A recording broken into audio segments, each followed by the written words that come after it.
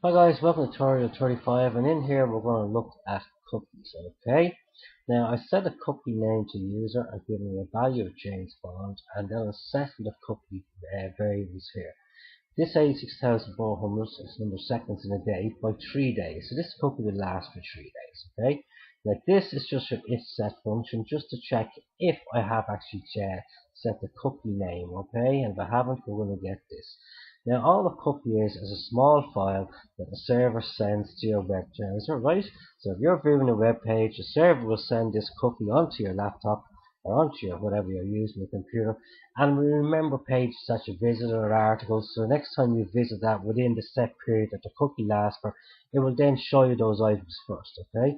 So if I run this, this is what we get. Cookie user is set, value is James Bond. So it did remember me. So again guys, have a look at that yourselves and throw people in and see how you get on. Alright, thanks, see you then, bye bye.